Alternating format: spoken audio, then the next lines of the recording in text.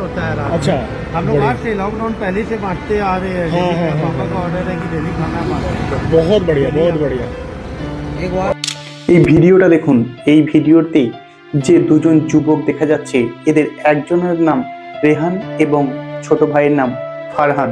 দুজনে স্কুটি করে বেরিয়েছে অসহায় মানুষদের খাবার খাওয়ানোর জন্য। ও লকডাউনের আগে থেকে প্রায় 7 বছর ধরে রাস্তার অসহায় মানুষদের খাওয়াচ্ছেন। এই ঘটনা ঝাড়খণ্ডের রাঁচির ঘটনা।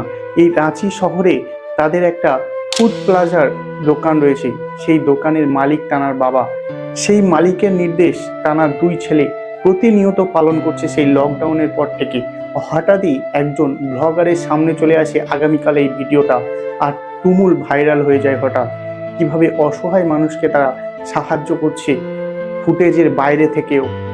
আজকের এই হিন্দু মুসলমান করার দাঙ্গা করার সমাজে দাঁড়িয়েও স্যালুট জানাই এইরকম ভাইদেরকে, এইরকম বাবাদেরকে।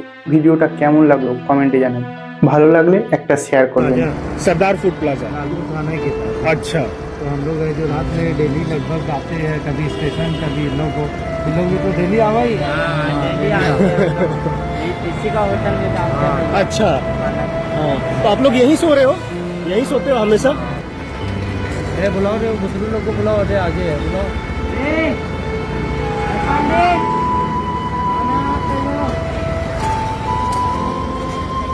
स्टेशन जाते हैं, आज देखिए लोग इधर है। स्टेशन में क्या है कि थोड़ा बुरी औरत लोग रहती है, तो डेली उन लोग को, तो आज देखिए बच्चा लोग है यहाँ पे, तो इन लोग रहता नहीं है, बहुत कम रहता है, सब स्टेशन ही तरफ रहता है।